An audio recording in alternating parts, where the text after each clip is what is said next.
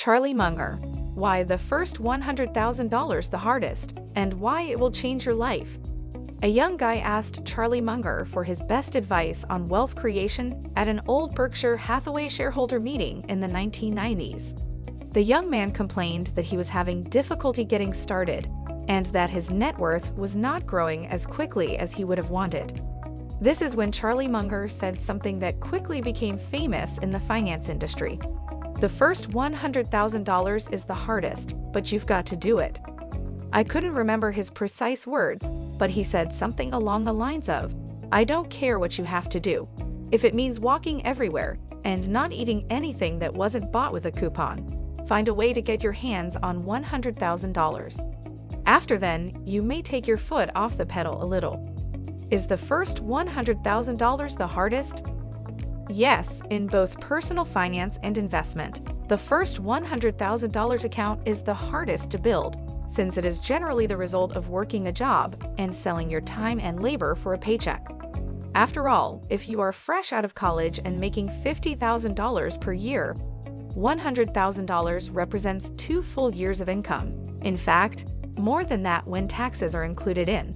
It's no surprise, however, that the average investor takes several years or even decades to save their first $100,000.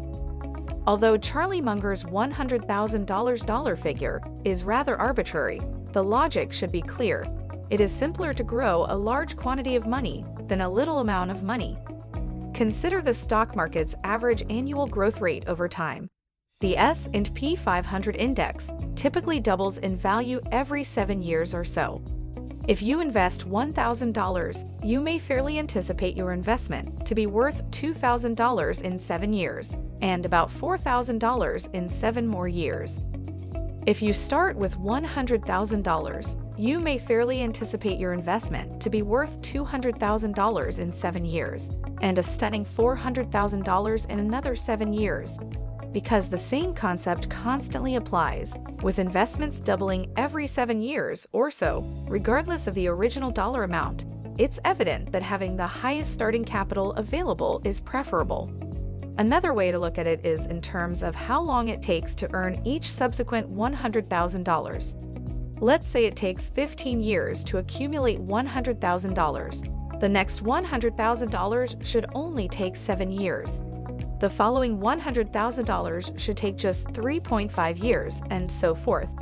Even with the fuzziness of that timeline as a result of the stock market's unpredictable ups and downs over time, the idea should be clear. The length of time it takes to earn the same amount of money again and over tends to decrease as your assets expand. Charlie Munger was correct. The first $100,000 were hard to achieve. Years of labor, commuting, sacrificing, saving, investing, job advancement, side gigs, pauses and starts, backsliding, and more. Once you reach $100,000, you may start diversifying your income sources by adding investments, assets with a high cash flow, real estate, and trading techniques. The hardest part of personal finance is over once your money begins to generate income for you.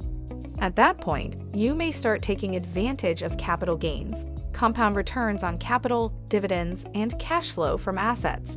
You may earn money in additional ways besides merely selling your time for money. Well, that's all about it. Hope you enjoyed it. Thanks for watching.